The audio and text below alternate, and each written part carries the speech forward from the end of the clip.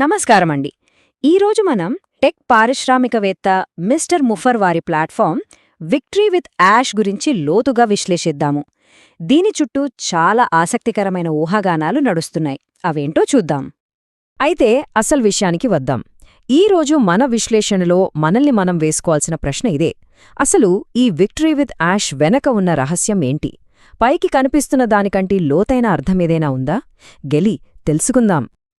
చూడండి, వాళ్ళు ఈ ప్లాట్ఫామ్ను ఇలా వర్ణిస్తున్నారు, ఒక వారధి అని. అంటే మనం చూస్తున్నది పైపైన మాత్రమేనా? దీని వెనక ఇంకా ఏదో పెద్ద ప్లాన్ ఉందంటారా అనిపిస్తుంది కదా. సరే, ఇప్పుడు మనం మొదటి విభాగానికి వెళ్దాం. ఈ ప్రాజెక్ట్ వెనక ఉన్న ఆ విజన్ ఏంటో, దాని వెనుకున్న ఆలోచనా విధానమేంటో ఒకసారి అర్థం చేసుకునే ప్రయత్నం చేద్దాం. ఎంత అనుకుంటున్నారు? ఏకంగా $860 బిలియన్. ఈ ఒక్క సంఖ్య చాలు ఇది ఎంత పెద్ద విషయమో మనకు అర్థం కావడానికి. అంటే ఇదేదో చిన్న ప్రాజెక్ట్ కాదన్మాట. మనం మాట్లాడుతోంది $100 బిలియన్ విలువ చేసే ఒక పెద్ద ఇండస్ట్రీలోకే అడుగుపెట్టడం గురించి. మరింత పెద్ద మార్కెట్లోకి వెళ్లడానికి వాళ్ల ప్లాన్ ఏంటి? వాళ్ల ఫిలాసఫీ ఏంటి? సింపుల్.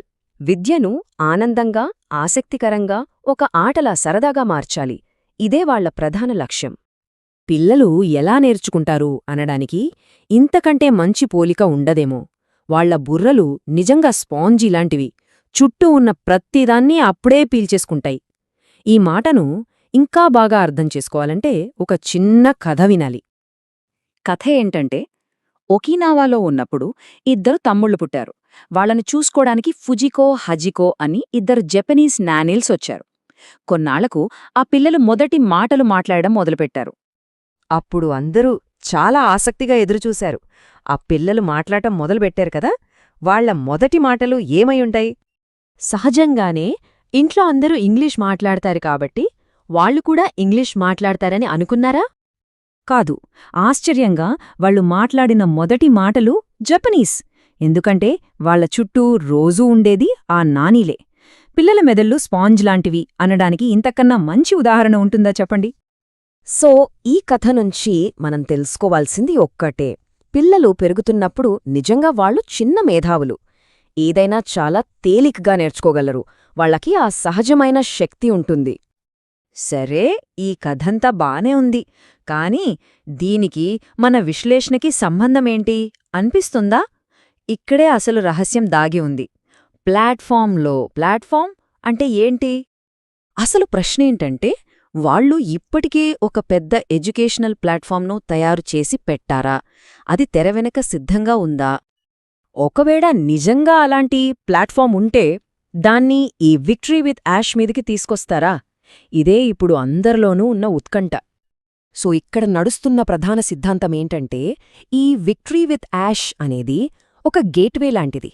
అంటే ఒక ప్రవేశద్వారం మాత్రమే. అసలు గమ్యం, ఆ పెద్ద ప్లాట్ఫామ్, అది వేరే ఉంది. అది భవిష్యత్తులో బయటకొస్తుంది. అయితే ఈ సిద్ధాంతం నిజమైతే మనకేంటి లాభం? వినియోగదారులకు దీనివల్ల ఎలాంటి గెలుపు దొరుకుతుంది? ఇప్పుడు ఆ విషయం చూద్దాం.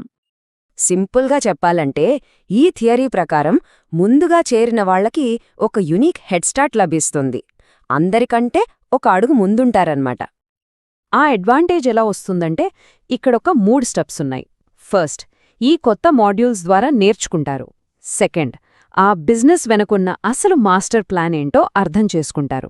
ఇక థర్డ్, మిగతా వాళ్లందరికంటే ముందే ఒక మంచి ఆధిక్యాన్ని సంపాదిస్తారు.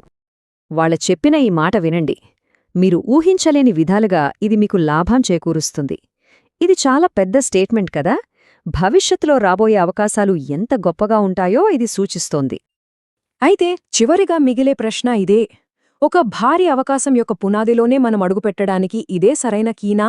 అసలు మనం ఒక పెద్ద ప్రయాణం మొదట్లో ఉన్నామా? దీనిపై ఒకసారి ఆలోచించండి.